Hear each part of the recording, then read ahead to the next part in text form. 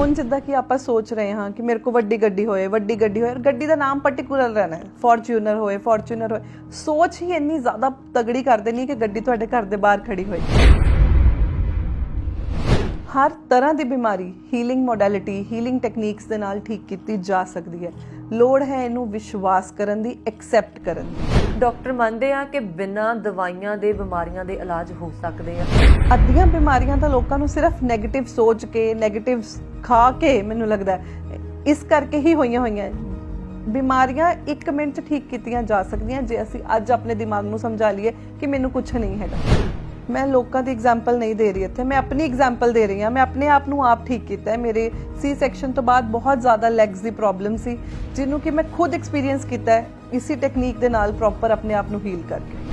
ਸੱਚਮੁੱਚ ਲੋਕ ਨੈਗੇਟਿਵ ਸੋਚ ਕੇ ਇੰਨਾ ਬਿਮਾਰ ਹੋ ਗਏ ਕਿ ਸਾਨੂੰ ਇਦਾਂ ਲੱਗਦਾ ਕਿ ਬਿਮਾਰੀਆਂ ਹੀ ਇਸ ਦੁਨੀਆ ਤੇ ਰਾਜ ਕਰ ਰਹੀਆਂ, ਜਦਕਿ ਰਾਜ ਕਰ ਰਹੀ ਹੈ ਨੈਗੇਟਿਵਿਟੀ। ਕੋਵਿਡ ਵਿੱਚ ਕੀ ਸੀਗਾ? ਕੋਵਿਡ ਵਿੱਚ ਤਾਂ ਅੱਜ ਤੱਕ ਸਾਨੂੰ ਇਹੀ ਨਹੀਂ ਸਮਝ ਆਇਆ ਕਿ ਉਹ ਸੱਚੀ ਸੀਗਾ ਕਿ ਨਹੀਂ ਸੀਗਾ। ਕੁਝ ਲੋਕ ਤਾਂ ਬੜੀ ਜਲਦੀ ਰਿਕਵਰ ਕਰ ਗਏ ਤਾਂ ਕੁਝ ਲੋਕ 1 ਸੈਕਿੰਡ ਵਿੱਚ ਹੀ ਉਹਨੂੰ ਆਪਣੇ ਆਪ ਨੂੰ ਠੀਕ ਨਹੀਂ ਕਰ ਪਾਏ ਔਰ ਉਹ ਇਮੀਡੀਏਟਲੀ ਡੈਥ ਘੋਸ਼ਿਤ ਹੋ ਜਾਂਦੀ ਸੀ।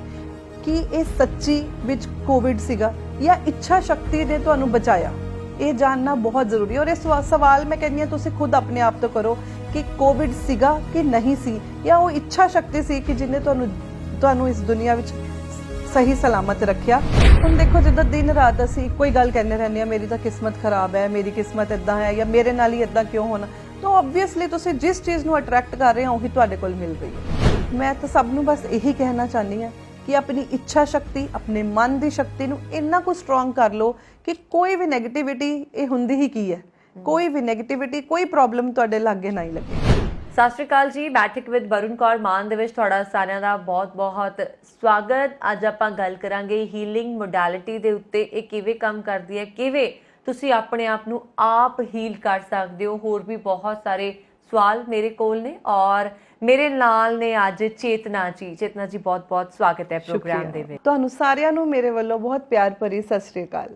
ਮੈਂ ਤੁਹਾਨੂੰ ਸਾਰਿਆਂ ਨੂੰ ਦੱਸ ਦਿਆਂ ਕਿ ਚੇਤਨਾ ਪ੍ਰੋਫੈਸਰ ਵੀ ਨੇ ਔਰ ਸਪਿਰਿਚੁਅਲ ਹੀਲਰ ਵੀ ਨੇ, ਟੈਰੋ ਕਾਰਡ ਮਾਸਟਰ ਵੀ ਨੇ, ਸਰਟੀਫਾਈਡ ਪ੍ਰੋਫੈਸ਼ਨਲ ਕਾਉਂਸਲਰ ਵੀ ਨੇ ਤੇ ਕਲੀਨਿਕਲ ਸਾਈਕੋਲੋਜੀ ਦੇ ਉੱਤੇ ਕੰਮ ਕਰ ਰਹੇ ਨੇ। ਸੋ ਇਟ ਮੀਨਸ ਤੁਸੀਂ ਬਹੁਤ ਸਾਰੀਆਂ ਫੀਲਡਸ ਦੇ ਵਿੱਚ ਹੋ ਔਰ ਹੀਲਿੰਗ ਮੋਡੈਲਿਟੀ ਇੱਕ ਅਜਿਹੀ ਫੀਲਡ ਹੈ ਜਿਹਦੇ ਬਾਰੇ ਮੈਨੂੰ ਲੱਗਦਾ 10 ਦੇ ਵਿੱਚ ਹਲੇ 2-3 ਜਾਣਿਆਂ ਨੂੰ ਮਸੀ ਪਤਾ ਹੋਣਾ, ਹਨਾ, ਜਿਹੜੇ ਇਹਨੂੰ ਪੜ੍ਹ ਰਹੇ ਆ ਜਾਂ ਜਾਣਨ ਦੀ ਕੋਸ਼ਿਸ਼ ਕਰ ਰਹੇ ਆ। ਸੋ ਆਪਾਂ ਪਹਿਲਾਂ ਆਪਣੀ ਆਡੀਅנס ਨੂੰ ਕਲੀਅਰ ਕਰ ਦਈਏ ਕਿ ਹੁੰਦੀ ਕੀ ਹੈ ਹੀਲਿੰਗ ਦੇ ਨਾਮ ਤੋਂ ਹੀ ਕਲੀਅਰ ਹੋ ਜਾਂਦਾ ਹੈ ਕਿ ਇਲਾਜ, ਹੀਲ ਕਰਨਾ, ਮੈਂਟਲੀ ਆਪਣੇ ਦਿਮਾਗ ਨੂੰ ਸ਼ਾਂਤ ਰੱਖਣਾ, ਜਾਂ ਸਰੀਰ ਦੀ ਕਿਸੇ ਵੀ ਐਸੀ ਬਿਮਾਰੀ ਨੂੰ, ਪਰੇਸ਼ਾਨੀ ਨੂੰ ਅਸੀਂ ਸ਼ਾਂਤ ਕਰ ਸਕਦੇ ਹਾਂ, ਹੀਲ ਕਰ ਸਕਦੇ ਹਾਂ। ਪਰ ਸੱਚ ਕਿਹਾ ਤੁਸੀਂ, ਇਹ ਬਹੁਤ ਸਹੀ ਹੈ ਕਿ ਹਜੇ 100 ਚੋਂ ਸ਼ਾਇਦ ਹੀ 10% ਲੋਕ ਵੀ ਇਸ ਬਾਰੇ ਨਹੀਂ ਜਾਣਦੇ। ਪ੍ਰੋਬਲਮ ਇਹ ਨਹੀਂ ਹੈ ਕਿ ਜਾਣਦੇ ਨਹੀਂ ਹੈ, ਜਾਣਦੇ ਵੀ ਹੋਣਗੇ ਯਕੀਨ ਨਹੀਂ ਕਰਦੇ, ਕਿਉਂਕਿ ਸਾਨੂੰ ਆਦਤ ਪਈ ਹੈ ਦਵਾਈਆਂ ਖਾਣ ਦੀ। ਇੱਕ ਗੋਲੀ ਲਿੱਤੀ, ਖਾਧੀ ਤਾਂ ਸਾਨੂੰ ਫਰਕ ਪੈ ਗਿਆ। ਜਦ ਤੱਕ ਅਸੀਂ ਮਾਈਂਡ ਨੂੰ ਰਿਲੈਕਸ ਨਹੀਂ ਕਰ ਲੈਂਦੇ, ਆਪਣੇ ਆਪ ਨੂੰ ਇਹ ਨਹੀਂ ਸਮਝ ਲੈਂਦੇ ਕਿ એનર્ਜੀ ਜਿਹੜੀ ਕਿ ਪਰਮਾਤਮਾ ਰੂਪੀ ਇੱਕ ਸ਼ਕਤੀ ਹੈ, ਉਹ ਸਾਡੇ ਸਾਰਿਆਂ ਦੇ ਅੰਦਰ ਹੈ, ਉਹਦੇ ਥਰੂ ਅਸੀਂ ਆਪਣੇ ਆਪ ਨੂੰ ਠੀਕ ਕਰ ਸਕਦੇ ਹਾਂ। ਤਦ ਤੱਕ ਲੋਕਾਂ ਨੂੰ ਇਹਦੇ ਬਾਰੇ ਸਮਝਾਉਣ ਲਈ ਵੀ ਬਹੁਤ ਜਾਗਰੂਕਤਾ ਕਰਨ ਦੀ ਲੋੜ ਹੈ। ਇਹ ਕੋਈ ਜਾਦੂ ਆ, ਜਿੱਦਾਂ ਕਹਿੰਦੇ ਨਾ ਕੋਈ ਮੰਤਰ ਪੜ੍ਹੇ ਤਾਂ ਅੰਦਰ ਸ਼ਕਤੀਆਂ ਆਉਣ ਲੱਗ ਜਾਂਦੀਆਂ, ਕੋਈ ਧਾਰਮਿਕ ਚੀਜ਼ ਹੈ, ਲੋਕ ਇੰਨੇ ਜਾਣੂ ਨਹੀਂ ਹੈਗੇ। ਬਿਲਕੁਲ, ਪਰ ਮੈਂ ਤੁਹਾਡੇ ਸਾਰੇ ਇੱਥੇ ਜਿਹੜੇ ਆਪਣੇ ਸਟੂਡੀਓ 'ਚ ਵੀ ਹਨ ਜਾਂ ਸਾਰੇ ਦਰਸ਼ਕਾਂ ਨੂੰ ਇਹ ਦੱਸਣਾ ਚਾਹੁੰਦੀ ਹਾਂ ਕਿ ਇਹ ਕੋਈ ਜਾਦੂ ਨਹੀਂ ਹੈ। ਤੁਸੀਂ ਇਸ ਗੱਲ ਨੂੰ ਬਹੁਤ ਚੰਗੀ ਤਰ੍ਹਾਂ ਸਮਝੋ ਕਿ ਇੱਕ ਚੇਤਨ ਮਨ ਹੈ ਔਰ ਇੱਕ ਅਵਚੇਤਨ ਮਨ ਹੈ। ਅਵਚੇਤਨ ਮਨ, ਜਿਹਨੂੰ ਕਿ ਸਬਕੌਂਸ਼ੀਅਸ ਮਾਈਂਡ ਕਿਹਾ ਜਾਂਦਾ ਹੈ, ਉਹਦੇ ਵਿੱਚ ਇਹ ਸਭ ਕੁਝ ਇਨਵੋਲਵ ਹੈ। ਚੇਤਨ ਮਨ ਉਹ ਹੈ ਜੋ ਜਾਣਦਾ ਹੈ ਕਿ ਮੇਰੇ ਸਾਹਮਣੇ ਕੀ ਸਹੀ ਹੈ ਕੀ ਨਹੀਂ। ਮੈਂ ਚਾਕੂ ਫੜਿਆ ਤਾਂ ਸੇਬ ਕੱਟਣ ਨੂੰ ਜਾਂ ਸਬਜ਼ੀ ਕੱਟਣ ਨੂੰ, ਮੈਂ ਉਹਨੂੰ ਮਾਰਨਾ ਨਹੀਂ ਹੈ। ਵਾਟ ਇਜ਼ ਰਾਈਟ ਤੇ ਰੋਂਗ, ਸਹੀ ਤੇ ਗਲਤ ਦਾ ਸਾਡੇ ਚੇਤਨ ਮਨ ਨੂੰ ਪਤਾ ਹੈ।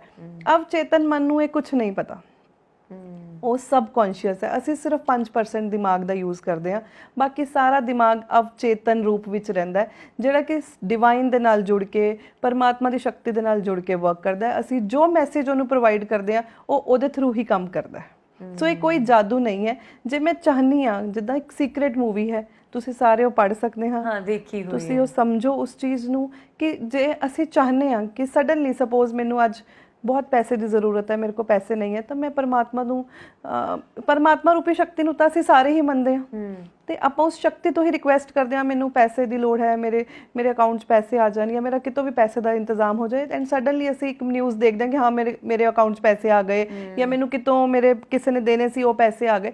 ਤਾਂ ਇਹ ਸਭ ਕੀ ਹੈ, ਅਸੀਂ ਜਿਸ ਚੀਜ਼ ਨੂੰ ਪਾਉਣ ਦੀ ਸ਼ਿੱਦਤ ਰੱਖਦੇ ਹਾਂ ਉਹ ਸਾਡੇ ਕੋਲ ਪਹੁੰਚ ਜਾਂਦੀ ਹੈ।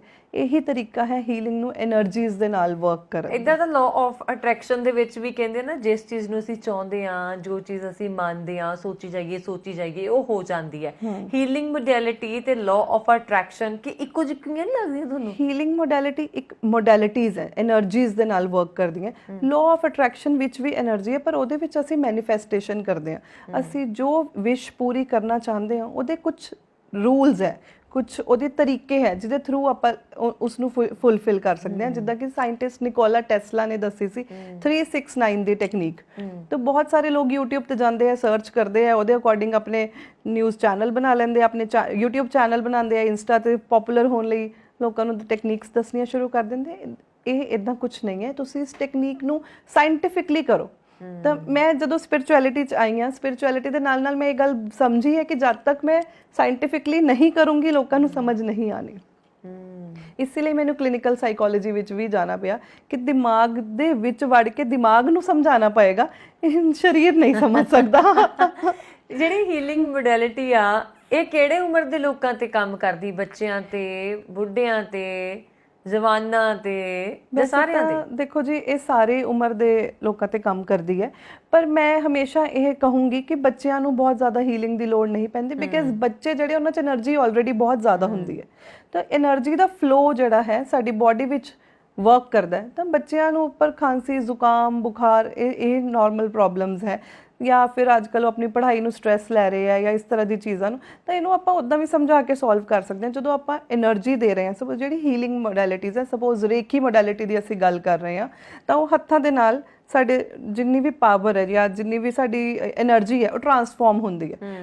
ਨਾਰਮਲ ਕੋਈ ਵੀ ਜਣਾ ਰੇਕੀ ਨਹੀਂ ਦੇ ਸਕਦਾ, ਇਹਦੇ ਲਈ ਪੂਰੀ ਸਟੱਡੀ ਹੈ, ਇਹਦੇ ਸਿੰਬਲਸ ਹੈ, ਇਹਦੀ ਅਟਿਊਨਮੈਂਟ ਹੈ, ਤੁਹਾਨੂੰ ਦੀਕਸ਼ਾ ਪ੍ਰਾਪਤ ਕਰਨੀ ਪੈਂਦੀ ਹੈ। ਉਹਨੂੰ ਲੈ ਕੇ ਹੀ ਤੁਸੀਂ ਆਪਣੀ ਬਾਡੀ ਨੂੰ ਸਾਊਂਡ ਬਣਾਉਂਦੇ ਆ। ਪਹਿਲੇ ਆਪਣੇ ਆਪ ਨੂੰ, ਜਿੱਦਾਂ ਕਹਿੰਦੇ ਆ ਨਾ, ਪਹਿਲਾਂ ਆਪਣੀ ਪਲੇਟ ਭਰਨੀ ਬਹੁਤ ਜ਼ਰੂਰੀ ਹੈ, ਫਿਰ ਹੀ ਤੁਸੀਂ ਕਿਸੇ ਨਾਲ ਸ਼ੇਅਰ ਕਰ ਸਕਦੇ ਆ। ਤੇ ਜੇ ਆਪਣੀ ਪਲੇਟ ਖਾਲੀ ਹੋਊਗੀ ਤਾਂ ਤੁਸੀਂ ਕਿਸੇ ਨੂੰ ਕੀ ਸ਼ੇਅਰ ਕਰਾਂਗੇ? ਇਹਦੇ ਨਾਲ ਬਿਮਾਰੀਆਂ ਠੀਕ ਹੁੰਦੀਆਂ? ਇਹਦੇ ਨਾਲ ਬਿਮਾਰੀਆਂ, ਜਿੱਦਾਂ ਕਿ ਸਪੋਜ਼ ਕਿਸੇ ਨੂੰ ਕੈਂਸਰ ਹੈ ਜਾਂ ਕਿਸੇ ਨੂੰ ਕੋਈ ਬਹੁਤ ਦੂਸਰੀ ਪੇਨ ਹੈ ਜਾਂ ਕੁਝ, ਆਫ ਕੋਰਸ ਪੇਨ ਨੂੰ ਰਿਲੈਕਸ ਕੀਤਾ ਜਾਂਦਾ ਹੈ ਇਹਦੇ ਨਾਲ। ਜਿਹੜਾ ਕੈਂਸਰ ਪੇਸ਼ੈਂਟ ਹੈ, ਜਿਹੜੀ ਪਾਇਲਟ ਸਟੱਡੀ ਹੋਈ ਹੈ ਉਹਦੇ ਤੇ ਦੇਖਿਆ ਗਿਆ ਹੈ ਕਿ ਕੈਂਸਰ ਪੇਸ਼ੈਂਟ ਨੂੰ ਹੀਲ ਕੀਤਾ ਗਿਆ। ਬਟ ਇਹਦਾ ਪ੍ਰੋਸੈਸ ਇਹ ਨਹੀਂ ਹੈ ਕਿ ਤੁਸੀਂ ਕਹੋ ਅੱਜ ਹੀਲਿੰਗ ਦੇਤੀ ਹੈ ਤਾਂ ਮਤਲਬ ਅਗਲੇ ਦਿਨ ਠੀਕ ਹੈ। ਇਹਦੇ ਪ੍ਰੋਸੈਸ ਹੈ, 21 ਸੈਸ਼ਨ ਹੈ ਜਾਂ 11 ਸੈਸ਼ਨ ਹੈ, ਜਿੰਨੇ ਸੈਸ਼ਨ ਜਿਸ ਤਰ੍ਹਾਂ ਦੀ ਬਿਮਾਰੀ ਹੈ ਉਹਦੇ ਅਕੋਰਡਿੰਗ ਹੀਲਿੰਗ ਮੋਡੈਲਿਟੀ ਨੂੰ ਚੂਜ਼ ਕਰਕੇ। ਇਹ ਕੌਣ ਤਿਆਰ ਕਰਦਾ ਕਿ ਇਸ ਬਿਮਾਰੀ ਦੇ ਇੰਨੇ ਸੈਸ਼ਨ ਹੈ, ਇਸ ਬਿਮਾਰੀ ਦੇ? ਬਹੁਤ ਪੁਰਾਣੀ ਮੋਡੈਲਿਟੀਜ਼ ਹੈ, ਇਹ ਹੁੰਦੀਆਂ ਨਹੀਂ ਹੈ, ਇਹ ਤਾਂ ਸਾਡੇ ਰਿਸ਼ੀ ਮੁਨੀਆਂ ਨੇ ਬਣਾਈਆਂ ਹੋਈਆਂ ਚੀਜ਼ਾਂ। ਪੁਰਾਣੇ ਟਾਈਮ 'ਚ ਕਿੱਦਾਂ ਹੁੰਦਾ ਸੀਗਾ ਕਿ ਹੱਡੀ ਟੁੱਟ ਜਾਂਦੀ ਸੀ, ਰਿਸ਼ੀ ਮੁਨੀ ਆ ਕੇ ਇੱਦਾਂ ਹੱਥ ਨਾਲ ਠੀਕ ਕਰ ਦਿੰਦੇ ਸੀ ਜਾਂ ਕੋਈ ਮੰਤਰਾ ਜਾਪ ਕਰਦੇ ਸੀ, ਠੀਕ ਹੋ ਜਾਂਦਾ ਸੀ। ਤਾਂ ਉਹ ਕੀ ਚੀਜ਼ ਸੀਗੀ? ਜਿੱਦਾਂ ਆਯੁਰਵੇਦਾ ਹੈ, ਸਾਡਾ ਆਪਣਾ ਹੈ, ਸਾਡੀ ਧਰੋਹਰ ਹੈ। ਇਹ ਜੋ ਹੀਲਿੰਗ ਮੋਡੈਲਿਟੀ ਹੈ ਇਹ એનર્ਜੀ ਟਰਾਂਸਫਾਰਮ ਵਾਈਬ੍ਰੇਸ਼ਨਸ ਦੇ ਨਾਲ ਵਰਕ ਕਰਦਾ। ਜਿੰਨਾ ਪੋਜ਼ਿਟਿਵ ਅਸੀਂ ਸੋਚਾਂਗੇ ਓਨੀ ਹੀ ਪੋਜ਼ਿਟਿਵਲੀ ਇਹ ਵਰਕ ਕਰੇਗਾ। ਤੁਸੀਂ ਮੰਨਦੇ ਆ ਕਿ ਬਿਮਾਰੀਆਂ ਸੱਚਮੁੱਚ ਦਵਾਈਆਂ ਬਿਨਾਂ ਠੀਕ ਹੋ ਸਕਦੀਆਂ ਅੱਜ ਦੀ ਡੇਟ ਦੇ ਵਿੱਚ, ਜਿੱਦਾਂ ਦੀਆਂ ਬਿਮਾਰੀਆਂ ਆ ਗਈਆਂ? ਕਿਉਂਕਿ ਡਾਕਟਰ ਵੀ ਕਹਿੰਦੇ ਸਾਡੇ ਕੋਲ ਇਲਾਜ ਹੈ ਨਹੀਂ ਕਈ ਬਿਮਾਰੀਆਂ ਦੇ। ਜੇ ਇਹ ਪਹਿਲੇ ਠੀਕ ਹੋ ਸਕਦੀਆਂ ਸੀ ਤਾਂ ਹੁਣ ਵੀ ਹੋ ਸਕਦੀਆਂ। ਮੈਂ ਇਹ ਸਮਝਦੀ ਹਾਂ ਕਿ ਬਿਮਾਰੀਆਂ ਹੁੰਦੀਆਂ ਹੀ ਨਹੀਂ ਹੈ। ਮੈਂ ਇਹ ਸਮਝਦੀ ਹਾਂ ਕਿ ਜਿੰਨਾ ਨੈਗੇਟਿਵ ਅਸੀਂ ਆਪਣੇ ਦਿਮਾਗ, ਦਿਲ 'ਚ ਕਚਰਾ ਭਰਦੇ ਜਾਂਦੇ ਆ, ਉਹ ਸਾਰਾ ਬਿਮਾਰੀ ਰੂਪੀ ਸਾਹਮਣੇ ਆਉਂਦਾ। ਸਪੋਜ਼ ਮੇਰੇ ਹਾਰਟ 'ਚ ਬਹੁਤ ਬਲੋਕੇਜਿਸ ਆ ਰਹੀ ਹੈ, ਕੋਈ ਕਹਿੰਦਾ ਜੀ ਮੇਰੇ ਤਾਂ ਨਾ ਲੀਵਰ 'ਚ ਪ੍ਰੋਬਲਮ ਆ ਗਈ ਹੈ, ਮੇਰਾ ਤੁਸੀਂ ਸ਼ਰਾਬ ਸੁੱਟੀ ਜਾਓਗੇ ਤਾਂ ਆਫ ਕੋਰਸ ਬਿਮਾਰੀ ਦਾ ਰੂਪ ਧਰੇਗੀ। ਤੁਸੀਂ ਸੋਚੀ ਜਾਓਗੇ ਤਾਂ ਤੁਹਾਡਾ ਬ੍ਰੇਨ ਹੈਮਰ ਹੋਏਗਾ ਹੀ ਹੋਏਗਾ। ਤੁਸੀਂ ਦਿਲ 'ਚ ਇਮੋਸ਼ਨਸ ਭਰ ਰਹੇ ਆ, ਫੀਅਰ ਭਰ ਰਹੇ ਆ, ਐਂਜ਼ਾਈਟੀ ਭਰ ਰਹੇ ਆ, ਡਿਪਰੈਸ਼ਨ ਸਟੇਟ ਤੇ ਪਹੁੰਚ ਗਏ ਆ, ਤਾਂ ਜਿੰਨੀ ਸਾਲਾਂ ਦੀ ਬਲੋਕੇਜਿਸ ਹੈ ਉਹ ਬਲੋਕੇਜਿਸ ਸਾਡੇ ਦਿਲ ਤੇ ਬਹਿ ਜਾਂਦੀਆਂ। ਤਾਂ ਜਦੋਂ ਅਸੀਂ ਹੀਲ ਕਰਦੇ ਆ ਨਾ, ਅਸੀਂ ਡੀਪ ਰਿਲੈਕਸੇਸ਼ਨ, ਇਹ ਸਾਰਾ ਮੈਡੀਟੇਸ਼ਨ ਪ੍ਰੋਸੈਸ ਹੈ, ਇਹਦੇ ਵਿੱਚ ਕੋਈ ਜਾਦੂ ਨਹੀਂ ਹੈ, ਕੋਈ ਕੁਝ ਨਹੀਂ ਹੈ। ਇਹਦੇ ਵਿੱਚ ਅਸੀਂ ਡਿਵਾਈਨ ਨਾਲ ਕਨੈਕਟ ਕਰਦੇ ਆ, ਪਰਮਾਤਮਾ ਨੂੰ ਯਾਦ ਕਰਦੇ ਆ, ਤੇ ਹੀਲਿੰਗ ਦੇ ਕੁਝ ਸਿੰਬਲਸ ਹੈ ਜਿਹਨੂੰ ਡਰਾ ਕੀਤਾ ਜਾਂਦਾ ਹੈ ਹੱਥਾਂ ਦੇ ਉੱਪਰ, ਡਰਾ ਕਰਕੇ ਪੂਰੀ ਬਾਡੀ ਨੂੰ ਵਾਈਬ੍ਰੇਟ ਕੀਤਾ ਜਾਂਦਾ ਹੈ, ਟੈਪਿੰਗ ਜਿਹਨੂੰ ਆਪਾਂ ਕਹਿੰਦੇ ਇੱਥੇ ਟੈਪ ਕਰੋ, ਇੱਥੇ ਟੈਪ ਕਰੋ। ਹੀਲਿੰਗ ਇੱਕ ਥੈਰੇਪੀ ਤੋਂ ਡਿਫਰੈਂਟ ਹੈ, ਕਿਉਂਕਿ ਥੈਰੇਪੀ 'ਚ ਅਸੀਂ ਮਸਾਜ ਦੇਣੀ ਹੁੰਦੀ ਹੈ, ਟੱਚ ਕਰਨਾ ਹੁੰਦਾ ਹੈ। ਹੀਲਿੰਗ ਵਿੱਚ ਟੱਚ ਨਹੀਂ ਕਰਨਾ ਕਿਸੇ ਦੀ ਬਾਡੀ ਨੂੰ, ਇਹ ਹੱਥਾਂ ਦੇ ਰੂਪੀ ਹੱਥਾਂ ਤੋਂ એનર્ਜੀ ਟਰਾਂਸਫਾਰਮ ਹੁੰਦੀ ਹੈ। ਜਦੋਂ ਅਸੀਂ ਕਿਸੇ 'ਚ એનર્ਜੀ ਟਰਾਂਸਫਾਰਮ ਕਰਦੇ ਹਾਂ ਪਹਿਲਾਂ ਸਾਡੇ 'ਚ ਵੀ ਹੋਣੀ ਚਾਹੀਦੀ ਹੈ। ਮੈਂ ਉਹੀ ਤੁਹਾਨੂੰ ਦੱਸਿਆ ਕਿ ਆਪਣੀ ਪਲੇਟ ਭਰਨੀ ਬਹੁਤ ਜ਼ਰੂਰੀ ਹੈ। ਤਾਂ ਬਹੁਤ ਜ਼ਰੂਰੀ ਹੈ ਕਿ ਤੁਸੀਂ ਖੁਦ ਪਹਿਲਾਂ ਕੋਈ ਵੀ ਸੈਸ਼ਨ ਕਰਨ ਤੋਂ ਪਹਿਲਾਂ ਜਾਂ ਕੁਝ ਵੀ ਕਰਨ ਤੋਂ ਪਹਿਲਾਂ ਇੱਕ ਤਾਂ ਪੂਰਾ ਪ੍ਰੋਪਰ ਕੋਰਸ ਕਰੋ, ਉਹਦੀ 21 ਦਿਨ ਦੀ ਦੀਕਸ਼ਾ ਹੁੰਦੀ ਹੈ, 21 ਦਿਨ ਦੀ ਸਾਧਨਾ ਹੁੰਦੀ ਹੈ, ਉਹਨੂੰ ਪੂਰਾ ਕਰੋ। ਉਸ ਤੋਂ ਬਾਅਦ ਤੁਸੀਂ ਡੇਲੀ ਮੈਡੀਟੇਸ਼ਨ ਜਿਹੜੀ ਪ੍ਰੋਸੈਸ ਸਿਖਾਈ ਜਾਂਦੀ ਹੈ, ਗਰਾਊਂਡਡ ਮੈਡੀਟੇਸ਼ਨ ਹੈ ਜਾਂ ਗਾਈਡਡ ਮੈਡੀਟੇਸ਼ਨਸ ਹੈ, ਉਹ ਸਾਰੀਆਂ ਕਰੋ। ਜਦੋਂ ਤੁਸੀਂ ਆਪ ਪਾਵਰਫੁਲ ਫੀਲ ਹੋ ਜਾਂਦੇ ਆ, ਉਸ ਤੋਂ ਬਾਅਦ ਤੁਸੀਂ ਇਹ ਕਰ ਸਕਦੇ ਹੋ। ਔਰ ਇਹਦੇ ਲਈ ਬਹੁਤ ਜ਼ਰੂਰੀ ਹੈ ਕਿ ਪਹਿਲਾਂ ਅਸੀਂ ਆਪਣੇ ਆਪ ਨੂੰ ਪ੍ਰੋਟੈਕਟ ਕਰੀਏ। ਪਰ ਨਾ ਜਿੱਦਾਂ એનર્ਜੀਜ਼ ਵਰਕ ਕਰਦੀ ਤਾਂ ਕਾਈਨੈਟਿਕ એનર્ਜੀ ਹੈ। ਆਪਾਂ ਦੇਖਿਆ ਕਿ ਕਾਨਹਾ ਜੀ, ਕ੍ਰਿਸ਼ਨਾ ਜੀ, ਜਿਹੜਾ ਚੱਕਰਾ ਹੈ ਉਹਨਾਂ ਦੇ ਹੱਥ ਵਿੱਚ, ਉਹਨੂੰ ਰੋਕਣ ਲਈ ਕਾਈਨੈਟਿਕ એનર્ਜੀਜ਼ ਯੂਜ਼ ਕੀਤੀਆਂ ਗਈਆਂ ਸੀ ਉਸ ਜ਼ਮਾਨੇ 'ਚ। ਉਹਨਾਂ ਤੋਂ ਵੱਡਾ ਕਲਾਈਮੇਟੋਲੋਜਿਸਟ ਕੋਈ ਨਹੀਂ ਸੀ, ਕਿਉਂਕਿ ਹਵਨ ਦੀ ਅਗਨੀ ਨਾਲ ਉਹਨਾਂ ਨੇ ਬਾਰਿਸ਼ ਰੋਕਤੀ ਸੀ। ਸੋ ਐਸੇ ਬਹੁਤ ਸਾਰੇ ਐਗਜ਼ਾਮਪਲਸ ਹੈ, ਸਾਡੇ ਆਪਣੇ ਐਂਸ਼ੀਐਂਟ ਧਰੋਹਰ ਹੈ ਸਾਡੀ ਪੂਰੇ ਦਾ ਪੂਰਾ। ਇਹਦੇ ਨਾਲ ਇਹ ਕਿਸੇ ਵੀ ਧਰਮ ਨਾਲ ਮੈਟਰ ਨਹੀਂ ਕਰਦਾ, ਇਹਦਾ ਕਿਸੇ ਧਰਮ ਨਾਲ ਕੋਈ ਸੰਬੰਧ ਨਹੀਂ ਹੈ। ਇਹ ਨਾ ਹੀ ਰਿਲੀਜੀਅਸ ਹੈ ਤੇ ਨਾ ਹੀ ਉਹ, ਇਹ ਸਪਿਰਿਚੁਅਲ ਹੈ, ਅਧਿਆਤਮਿਕ ਹੈ। ਬਿਲਕੁਲ। ਜਿੱਦਾਂ ਆਪਾਂ ਕਹਿੰਦੇ ਨਾ, ਇੱਕ ਬੰਦੇ ਨੂੰ ਕੋਈ ਬਿਮਾਰੀ ਲੱਗੀ, ਉਸ ਤੋਂ ਬਾਅਦ ਦੂਜੀ ਲੱਗ ਗਈ, ਫਿਰ ਤੀਸਰੀ ਲੱਗ ਗਈ, ਲਿਸਟ ਵਧੀ ਜਾ ਰਹੀ ਹੈ ਬਿਮਾਰੀਆਂ ਦੀ। ਇਹ ਬਿਮਾਰੀਆਂ ਨੇ ਕਿ ਨੈਗੇਟਿਵਿਟੀ ਹੈ? ਦੇਖੋ, ਬਿਮਾਰੀ ਤਾਂ ਹੁੰਦੀ ਹੈ। ਬਿਮਾਰੀ ਕਿੱਦਾਂ ਹੁੰਦੀ ਹੈ ਮੈਂ ਤੁਹਾਨੂੰ ਦੱਸਿਆ, ਬਹੁਤ ਜ਼ਿਆਦਾ ਬਲੌਕੇजेस ਜਦੋਂ ਆਪਾਂ ਇਕੱਠੇ ਕਰ ਲੈਂਦੇ। ਇਹਦੀ ਇੱਕ ਸਿੰਪਲ ਜਿਹੀ ਐਗਜ਼ਾਮਪਲ ਹੈ, ਮੇਰੇ ਘਰ 'ਚ ਇੱਕ ਕਮੋਡ ਹੈ ਜਿਸ 'ਚ ਮੈਂ ਰੋਜ਼ ਆਪਣਾ ਡਿਸਪੋਜ਼ ਕਰਨ ਜਾਂਦੀ ਆ ਵੇਸਟ। ਪੋਟੀ ਕਰੀ ਜਾਂਦੇ ਆ ਪਰ ਫਲਸ਼ ਕਰਨਾ ਭੁੱਲ ਗਿਆ। ਰੋਜ਼ ਪੋਟੀ ਕਰ ਰਹੇ ਆ, ਫਲਸ਼ ਕਰਨਾ ਭੁੱਲ ਰਹੇ ਆ, ਤਾਂ ਇੱਕ ਦਿਨ ਕੀ ਹੋਊਗਾ? ਡਿਫਰੈਂਟ ਟਾਈਪ ਆਫ ਗੈਸਿਸ ਨਿਕਲੂਗੀਆਂ, ਪ੍ਰੋਬਲਮਸ ਨਿਕਲੂਗੀਆਂ, ਅਲੱਗ-ਅਲੱਗ ਤਰ੍ਹਾਂ ਦੇ ਘਰ 'ਚ ਗੰਦਾ ਮਾਹੌਲ ਹੋ ਜਾਏਗਾ। ਮੈਨੂੰ ਤਾਂ ਉਹ ਸਮੈਲ ਆ ਹੀ ਰਹੀ ਹੈ, ਹੁਣ ਉਹ ਮੇਰੇ ਪਰਿਵਾਰ ਨੂੰ ਵੀ ਆ ਰਹੀ ਹੈ, ਹੁਣ ਉਹ ਦੂਸਰਿਆਂ ਨੂੰ ਵੀ ਆ ਰਹੀ ਹੈ। ਤਾਂ ਜਦ ਤੱਕ ਆਪਾਂ ਪੁਰਾਣਾ ਪਾਸਟ, ਪੁਰਾਣੀ ਚੀਜ਼ਾਂ, ਪੁਰਾਣੇ ਬਲੌਕੇजेस, ਬੈਗੇਜ, ਆ ਸਾਰੀਆਂ ਚੀਜ਼ਾਂ ਨੂੰ ਰਿਲੀਜ਼ ਨਹੀਂ ਕਰਦੇ, ਫਲਸ਼ ਨਹੀਂ ਕਰਦੇ, ਤਾਂ ਅਸੀਂ ਸਵੱਛ ਮਨ ਨੂੰ ਨਹੀਂ ਰੱਖ ਸਕਦੇ। ਇੱਕ ਸਵੱਛ ਮਨ ਦੇ ਵਿੱਚ ਹੀ ਇੱਕ ਹੈਲਦੀ ਸਰੀਰ ਬਸਦਾ ਹੈ। ਤਾਂ ਹੈਲਦੀ ਸਰੀਰ ਹੋਣਾ ਬਹੁਤ ਜ਼ਰੂਰੀ ਹੈ। ਉਹਦੇ ਲਈ ਤੁਹਾਨੂੰ ਪੋਜ਼ਿਟਿਵ ਥਾਟਸ ਔਰ ਮਾਈਂਡ ਰੱਖਣਾ ਬਹੁਤ ਜ਼ਰੂਰੀ ਹੈ, ਮਾਈਂਡਫੁਲ ਹੋਣਾ ਬਹੁਤ ਜ਼ਰੂਰੀ ਹੈ। ਹੋਰ ਕਿਹੜੇ ਤਰੀਕੇ ਹੋ ਸਕਦੇ ਨੈਗੇਟਿਵ ਪਰਸਨ ਨੂੰ ਪੋਜ਼ਿਟਿਵ ਕਰਨ ਦੇ ਲਈ? ਦੇਖੋ, ਇਹਦੇ ਲਈ ਸਭ ਤੋਂ ਪਹਿਲਾਂ ਆਪਣੇ ਆਪ ਤੇ ਕੰਮ ਕਰਨਾ ਬਹੁਤ ਜ਼ਰੂਰੀ ਹੈ। ਈਗੋ, ਸੁਪਰ ਈਗੋ, ਆਈਡੀ, ਇਹ ਬਹੁਤ ਸਾਰੇ ਨਏ ਵਰਡਸ ਇਹ ਸਭ ਚੱਲੇ। ਮੈਂ ਇਹ ਸਮਝਦੀ ਹਾਂ ਕਿ ਇੱਕ ਨੈਗੇਟਿਵ ਪਰਸਨ ਨੂੰ ਸਭ ਤੋਂ ਪਹਿਲਾਂ ਤਾਂ ਆਪਣੀ ਕਮੀ ਪਹਿਚਾਨਣੀ ਬਹੁਤ ਜ਼ਰੂਰੀ ਹੈ, ਉਹਦੇ ਉੱਪਰ ਕੰਮ ਕਰਨਾ ਬਹੁਤ ਜ਼ਰੂਰੀ ਹੈ। ਤਾਂ ਇਸ ਪਰਸਨ ਨੂੰ ਚਾਹੀਦਾ ਹੈ ਕਿ ਪੋਜ਼ਿਟਿਵਲੀ ਅਫਰਮ ਕਰੇ, ਆਪਣੇ ਆਪ ਨਾਲ ਸੈਲਫ ਅਵੇਅਰ ਹੋਣਾ ਬਹੁਤ ਜ਼ਰੂਰੀ ਹੈ, ਆਪਣੇ ਆਪ ਬਾਰੇ ਜਾਣਨਾ ਬਹੁਤ ਜ਼ਰੂਰੀ ਹੈ, ਔਰ ਆਪਣੇ ਆਪ ਨਾਲ ਪਿਆਰ ਕਰਨਾ ਬਹੁਤ ਜ਼ਰੂਰੀ ਹੈ। ਨਹੀਂ ਤਾਂ ਸੁਸਾਈਡ ਵਰਗਾ ਕਦੀ ਵਰਡ ਆਏ ਹੀ ਨਾ ਜੇ ਅਸੀਂ ਆਪਣੇ ਆਪ ਨੂੰ ਪਿਆਰ ਕਰੀਏ। ਬਿਲਕੁਲ। ਔਰ ਜਦੋਂ ਕੋਈ ਕਿਸੇ ਨੂੰ ਹੀਲ ਕਰਦਾ, ਉਦਾਹਰਨ ਦੇ ਤੌਰ ਤੇ ਤੁਸੀਂ ਮੈਨੂੰ ਹੀਲ ਕਰਨਾ ਹੈ ਨਾ, ਮੇਰੇ ਇੱਥੇ ਦਰਦ ਹੈ, ਤੁਸੀਂ ਹੀਲਿੰਗ ਦੇ ਨਾਲ ਉਸ ਨੂੰ ਠੀਕ ਕਰੋਗੇ, ਜਾਂ ਫਿਰ ਮੈਨੂੰ ਕੋਈ ਡਿਪਰੈਸ਼ਨ ਹੈ, ਉਸ ਨੂੰ ਤੁਸੀਂ ਹੀਲਿੰਗ ਦੇ ਨਾਲ ਠੀਕ ਕਰੋਗੇ। ਇੱਕ ਪਰਸਨ ਦੀਆਂ ਕਿੰਨੇ ਟਾਈਮਸ ਦੀਆਂ ਸੀਟਿੰਗਸ ਹੁੰਦੀਆਂ, ਜਾਂ ਕਿੰਨੇ ਘੰਟੇ ਰੋਜ਼ ਉਹਨੂੰ ਦੇਣੇ ਪੈਂਦੇ ਆ? ਦੇਖੋ, ਜਿਹੜੀ ਹੀਲਿੰਗ ਹੈ, ਆਪਾਂ ਪਹਿਲਾਂ ਪੂਰਾ ਕੇਸ ਸਮਝਾਂਗੇ ਉਸ ਬੰਦੇ ਦਾ, ਤਾਂ ਇਸ ਲਈ ਸਾਈਕੋਲੋਜੀਕਲੀ ਇਹਦੇ ਨਾਲ ਕੰਮ ਕਰਨਾ ਬਹੁਤ ਜ਼ਰੂਰੀ ਹੈ। ਤਾਂ ਪਹਿਲਾਂ ਉਸ ਬੰਦੇ ਨੂੰ ਕੀ ਪ੍ਰੋਬਲਮ ਹੈ, ਕੀ ਕੇਸ ਹੈ, ਉਹਨੂੰ ਰਿਲੈਕਸ ਕਰਾਉਣਾ ਬਹੁਤ ਜ਼ਰੂਰੀ ਹੈ। ਫਿਰ ਚੱਕਰਾ ਬੈਲੈਂਸਿੰਗ ਹੁੰਦੇ ਆ, ਸਾਡੇ ਸਰੀਰ 'ਚ 7 ਚੱਕਰਾ ਹੁੰਦੇ ਆ, ਸਾਡੇ ਕਰਾਊਨ ਤੋਂ ਲੈ ਕੇ ਆਗਿਆ ਚੱਕਰਾ ਤੋਂ ਲੈ ਕੇ ਰੂਟ ਚੱਕਰਾ ਤੱਕ। ਇਹਨਾਂ ਨੂੰ ਬੈਲੈਂਸ ਕਰਨਾ ਬਹੁਤ ਜ਼ਰੂਰੀ ਹੈ, ਕਿਉਂਕਿ ਬਲੌਕੇजेस ਇਹਨਾਂ 7 ਚੱਕਰਾਂ ਦੇ ਵਿੱਚ ਹੀ ਹੁੰਦੀ ਹੈ। ਜਦੋਂ ਇਹ 7 ਚੱਕਰ ਸਾਡੀ ਬਾਡੀ ਦੇ ਬੈਲੈਂਸ ਹੋ ਜਾਂਦੇ ਔਰ ਚੰਗੀ ਤਰ੍ਹਾਂ ਸਹੀ ਤਰੀਕੇ ਨਾਲ ਕੰਮ ਕਰਦੇ, ਤਾਂ ਬਿਮਾਰੀ ਨਾਮ ਦੀ ਕੋਈ ਚੀਜ਼ ਨਹੀਂ ਹੁੰਦੀ। ਤੇ ਉਸ ਤੋਂ ਬਾਅਦ ਜਦੋਂ ਸਾਡਾ ਔਰਾ ਪੋਜ਼ਿਟਿਵ ਹੋ ਜਾਂਦਾ ਹੈ, ਸਾਡਾ ਔਰਾ ਵਿੱਚ ਕੋਈ ਛੇਕ ਨਹੀਂ ਰਹਿੰਦੇ, ਅਸੀਂ ਅੱਛਾ ਸੋਚਦੇ ਹਾਂ, ਅੱਛੀ ਗੱਲ ਕਰਦੇ ਹਾਂ, ਅੱਛਾ ਖਾਂਦੇ ਹਾਂ, ਤਾਂ ਸਾਡੀ ਬਿਮਾਰੀਆਂ ਆਟੋਮੈਟਿਕਲੀ ਸਰੀਰ 'ਚੋਂ ਨਿਕਲਣ ਲੱਗ ਜਾਂਦੀਆਂ। ਉਹਨੂੰ ਹੀ ਰਿਕਵਰੀ ਸਟੇਜ ਕਹਿੰਦੇ ਆ। ਤਾਂ ਆਪਾਂ ਕਹਿੰਦੇ ਹਾਂ ਕਿ ਦਵਾਈਆਂ ਨਾਲ ਅਸੀਂ ਬਿਲਕੁਲ ਸੈੱਟ ਹੋ ਗਏ ਹਾਂ। ਅੱਜ ਕੱਲ੍ਹ ਅਸੀਂ ਇਹ ਵੀ ਕਹਿੰਦੇ ਕਿ ਠੀਕ ਹੈ, ਤੁਸੀਂ ਡਾਕਟਰਸ ਦੀ ਮੰਨੋ, ਡਾਕਟਰਸ ਕੋ ਵੀ ਜਾਓ, ਦਵਾਈ ਲਓ, ਪਰ ਦਵਾਈ ਨੂੰ ਵੀ ਪੂਰਾ ਚਾਰਜ ਕਰਕੇ ਖਾਓ। ਦਵਾਈ ਦੇ ਉੱਪਰ ਪੂਰੀ ਇੰਟੈਂਸ਼ਨਸ ਪੋਜ਼ਿਟਿਵ ਦਿਓ ਕਿ ਮੈਂ ਬਿਲਕੁਲ ਠੀਕ ਹਾਂ।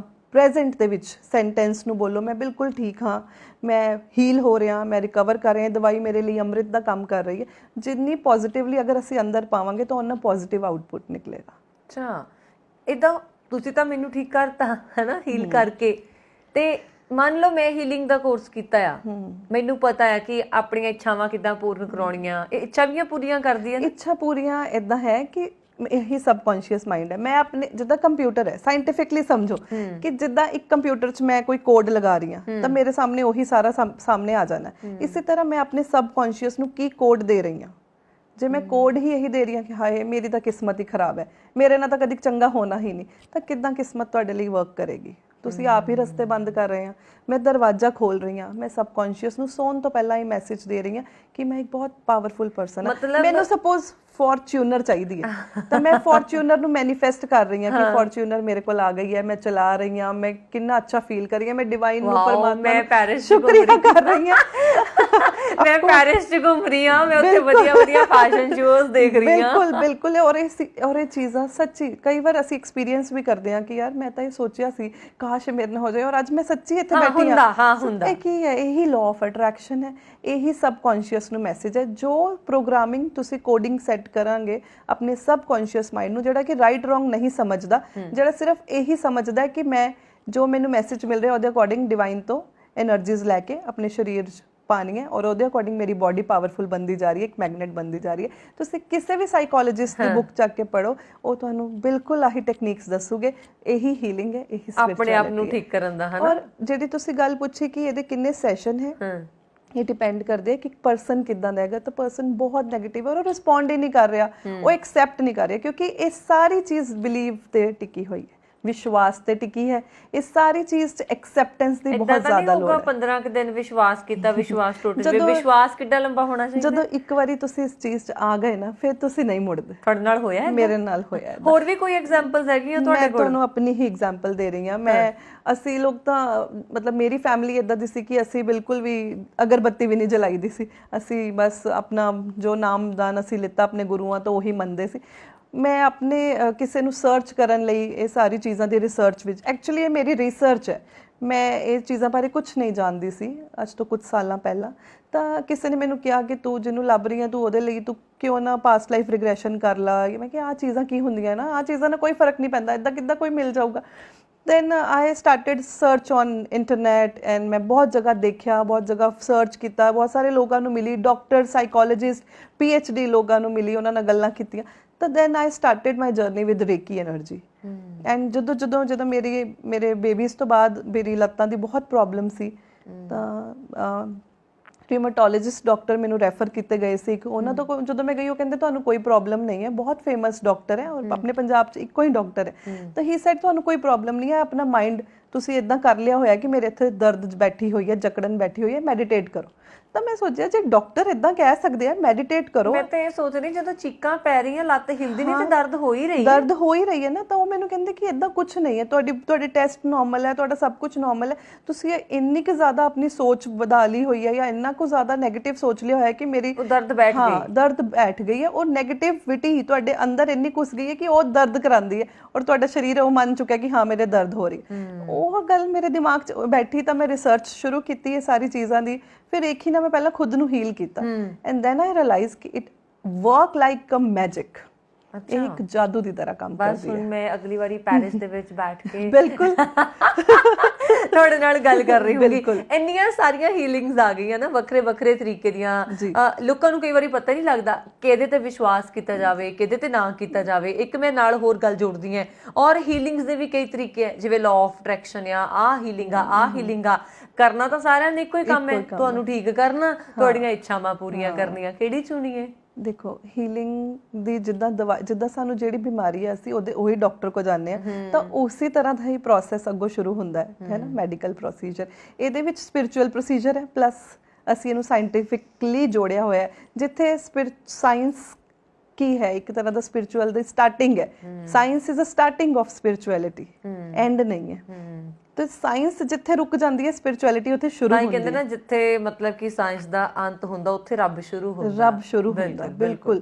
ਤਾਂ ਸਾਰੀ ਚੀਜ਼ਾਂ ਤੋਂ ਉੱਪਰ ਜਦੋਂ ਡਾਕਟਰਾਂ ਦੇ ਵੀ ਹੱਥ ਖੜੇ ਹੋ ਜਾਂਦੇ ਤਾਂ ਉਹ ਕਹਿੰਦੇ ਆਪਣੇ ਪਰਮਾਤਮਾ ਨੂੰ ਯਾਦ ਕਰ ਲਓ, ਆਪਣੇ ਉਹੀ ਕੁਝ ਜਾਦੂ ਕਰ ਸਕਦੇ ਆ, ਮੈਜਿਕ ਕਰ ਸਕਦੇ। ਤਾਂ ਉਹ ਮੈਜਿਕ ਨਹੀਂ ਹੁੰਦਾ, ਅਸੀਂ ਸੱਚੇ ਮਨ ਨਾਲ ਜਿਹੜੀ ਦੁਆ એનર્ਜੀ ਹੀ ਭੇਜ ਰਹੇ ਆ ਉਹਨਾਂ ਨੂੰ, ਤਾਂ ਉਹ એનર્ਜੀ ਜਦੋਂ ਸਹੀ ਤਰੀਕੇ ਨਾਲ ਉਹਨਾਂ ਕੋਲ ਪਹੁੰਚ ਜਾਂਦੀ ਹੈ, ਉਦਾਂ ਹੀ ਸਾਨੂੰ ਵਾਪਸ ਆ ਕੇ ਸਾਡੇ ਤੇ ਵਰਕ ਕਰਦੀ ਹੈ। ਕਿ ਸਾਡੇ ਆਸੇ-ਪਾਸੇ ਕੋਈ ਇਦਾਂ ਦਾ ਔਰਾ ਹੁੰਦਾ ਜਿਹਨੂੰ ਜਦੋਂ ਅਸੀਂ ਪੋਜ਼ਿਟਿਵ ਵਾਈਬਸ ਦਿੰਦੇ ਆ ਤਾਂ ਉਹ ਸਾਡੇ ਲਈ ਸਮਾਜ ਦੇ ਵਿੱਚ ਕੰਮ ਕਰਨਾ ਸ਼ੁਰੂ ਕਰ ਦਿੰਦਾ। ਬਹੁਤ ਸਾਰੀ ਐਸੀ ਟੈਕਨੀਕਸ ਹੈ ਜਿਹੜੀ ਤੁਸੀਂ ਹੁਣੇ ਮੈਨੂੰ ਪੁੱਛਿਆ, ਜਿੱਦਾਂ ਕਿ ਲਾਮਾ ਫੇਰਾ ਹੀਲਿੰਗ ਹੈ। ਇਹ ਬਹੁਤ ਜ਼ਿਆਦਾ ਕੋਈ 네ਗੇਟਿਵ એનર્ਜੀਜ਼ ਤੇ ਪੋਜ਼ਿਟਿਵ એનર્ਜੀਜ਼ ਹੈ ਤਾਂ 네ਗੇਟਿਵ એનર્ਜੀਜ਼ ਵੀ ਹੈ, ਇਹ ਉਹਨਾਂ ਤੇ ਕੰਮ ਕਰਦੀ ਹੈ। ਕੋਈ ਬਹੁਤ ਬਿਮਾਰੀ, ਕੋਈ ਇਦਾਂ ਦੀ ਬਿਮਾਰੀ ਜਿਹੜੀ ਹੀਲ ਨਹੀਂ ਹੋ ਸਕਦੀ, ਇਹ ਹੀਲਿੰਗ ਦੀ ਸਭ ਤੋਂ ਹਾਈਐਸਟ ਮੋਡੈਲਿਟੀ ਹੈ, ਜਿਹੜੀ ਕਿ 4 ਲੱਖ ਮੰਤਰਾਂ ਦੇ ਜੋੜ ਦੇ ਨਾਲ ਬਣੀ ਹੋਈ ਹੈ। ਬੁੱਧਿਸਟ ਟੈਕਨੀਕ ਇਹਨੂੰ ਮੰਨਿਆ ਜਾਂਦਾ, ਔਰ ਇਹ ਬਹੁਤ ਪੁਰਾਣੀ ਹੈ, ਬਹੁਤ ਪੁਰਾਣੀ।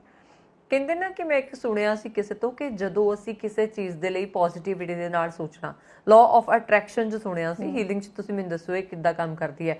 ਉਦਾਹਰਣ ਦੇ ਤੌਰ ਤੇ ਮੈਂ ਚਾਹੁੰਦੀ ਹਾਂ ਕਿ ਮੇਰੇ ਕੋਲ ਇੱਕ ਘੜੀ ਹੋਵੇ, ਹਨਾ, ਤੇ ਮੈਂ ਇਦਾਂ ਨਹੀਂ ਕਹਿਣਾ ਕਾਸ਼ ਮੇਰੇ ਕੋਲ ਇੱਕ ਘੜੀ ਹੁੰਦੀ, ਹਨਾ, ਮੇਰੇ ਕੋਲ ਘੜੀ ਹੋਵੇ, ਮੈਂ ਘੜੀ ਲਾਉਂਗੀ, ਔਰ 15 ਦਿਨ ਲਗਾਤਾਰ ਇਹ ਗੱਲ ਦੁਹਰਾਉਣੀ ਹੈ। ਇੱਕ ਵਾਰੀ ਵੀ ਵਿੱਚ ਨਾ ਨਹੀਂ ਆਉਣੀ ਚਾਹੀਦੀ, ਉਹ ਨੈਗੇਟਿਵਿਟੀ ਹੋ ਜਾਣੀ ਹੈ। ਇਦਾਂ ਨਹੀਂ ਕਹਿਣਾ ਕਿ ਹਾਏ ਮੇਰੇ ਦਰਦ ਹੁੰਦੀ ਆ ਕਿ ਨਹੀਂ ਕਹਿਣਾ, ਹਨਾ, ਮਤਲਬ ਕਿ ਕਹਿਣਾ ਮੈਂ ਠੀਕ ਆ, ਦਰਦ ਅੱਖਰ ਹੀ ਨਹੀਂ ਕਹਿਣਾ। ਯੈਸ, ਇਹੀ 369 ਟੈਕਨੀਕ ਹੈ। ਸਾਇੰਟੀਫਿਕਲੀ ਵੀ ਇਦਾਂ ਹੀ ਵਰਕ ਕਰਦੀ ਹੈ। ਸਬਕੌਂਸ਼ੀਅਸ ਮਾਈਂਡ ਨਾਲ ਰਿਲੇਟ ਕਰ ਲਓ, ਉਹਦੇ ਨਾਲ ਵੀ ਇਦਾਂ ਹੀ ਵਰਕ ਕਰਦੀ ਹੈ ਕਿ ਮੈਂ ਆਪਣੇ ਮਾਈਂਡ ਨੂੰ ਕੀ ਪ੍ਰੋਗਰਾਮਿੰਗ ਦੇ ਰਹੀ ਹਾਂ, ਕੀ ਮੈਸੇਜ ਦੇ ਰਹੀ ਹਾਂ। ਮੈਂ ਹਰ ਰੋਜ਼ ਇਹੀ ਮੈਸੇਜ ਦੇ ਰਹੀ ਹਾਂ ਕਿ ਮੇਰੇ ਕੋਲ ਘੜੀ ਆ ਗਈ ਹੈ, ਮੈਂ ਘੜੀ ਪਾ ਲਈ ਹੈ, ਮੈਂ ਬਹੁਤ ਸੋਹਣੀ ਲੱਗ ਰਹੀ ਹੈ, ਔਰ ਮੈਂ ਡਿਵਾਈਨ ਦਾ ਸ਼ੁਕਰੀਆ ਕਰ ਰਹੀ ਹਾਂ। ਸੋਹਣੀ ਗੱਲ ਤਾਂ ਮੈਂ ਆਪਣੇ ਆਪ ਨੂੰ ਬਹੁਤ ਕਹਿੰਦੀ ਹਾਂ। ਉਹ ਤਾਂ ਤੁਸੀਂ ਉਹ ਤਾਂ ਮੈਂ ਹੀਲਿੰਗ ਦੀ ਵੀ ਨਹੀਂ ਲੋੜ ਮੈਨੂੰ, ਮੈਂ ਸਵੇਰ ਨੂੰ ਇੱਕ ਵਾਰੀ ਤਿਆਰ ਹੋ ਕੇ ਕਹਿ ਲੈਂਦੀ ਹੁੰਦੀ ਆ, ਹਾਂ ਕੀ ਬਾਤ ਹੈ, ਬਹੁਤ ਸੋਹਣੀ ਹੋ ਹੀ ਇੰਨੀ ਪੋਜ਼ਿਟਿਵ ਸੋਲ ਹੋ ਤੁਸੀਂ, ਜਿਹੜਾ ਇੰਨਾ ਅੱਛਾ ਵਰਕ ਕਰ ਰਹੇ ਹੋ। ਆਫ ਕੋਰਸ ਉਹ ਤਾਂ ਤੁਸੀਂ ਹੋ ਹੀ, ਬਟ ਜਿੱਦਾਂ ਆਪਾਂ ਇਹਦੀ ਗੱਲ ਕਰੀਏ ਤਾਂ ਅਸੀਂ ਜੇ ਇੱਕ ਵਾਰੀ ਵੀ ਵਿੱਚ ਵਹਿਮ ਲਿਆਤਾ, ਇੱਕ ਵਾਰੀ ਵੀ ਵਿੱਚ ਡਾਊਟ ਲਿਆਤਾ, ਫਿਰ ਉਹ ਵਾਪਸ ਮੁੜ ਕੇ ਫਿਰ ਬੈਕ ਤੋਂ ਸ਼ੁਰੂ ਕਰਨੀ ਪੈਂਦੀ ਹੈ। ਕਿਉਂਕਿ ਡਾਊਟ ਪਰਮਾਤਮਾ ਦੀ ਸ਼ਕਤੀ ਤੇ ਅਸੀਂ ਡਾਊਟ ਨਹੀਂ ਕਰ ਸਕਦੇ, ਤਾਂ ਫਿਰ ਉਹ ਰਿਵਰਸਲ ਸਟੇਜ ਸ਼ੁਰੂ ਹੋ ਜਾਂਦੀ ਹੈ ਕਿ ਫਿਰ ਤੋਂ ਸ਼ੁਰੂ ਕਰਨਾ ਪਏਗਾ। ਜੇ 11 ਦਿਨ ਕਹਿਣਾ ਤਾਂ ਕੰਟੀਨਿਊਸਲੀ 11 ਦਿਨ ਉਸ ਚੀਜ਼ ਨੂੰ ਅਟਰੈਕਟ ਕਰਨਾ ਹੈ। ਪਰਮਾਤਮਾ ਨੂੰ ਕਹਿਣਾ ਕਿ ਆਪਣੇ ਆਪ ਨੂੰ ਕਹਿਣਾ? ਅਸੀਂ ਜਿਹੜਾ ਮੈਸੇਜ ਦੇ ਰਹੇ ਹਾਂ ਆਪਣੇ ਆਪ ਡਿਵਾਈਨ ਨੂੰ ਪਹੁੰਚ ਰਿਹਾ।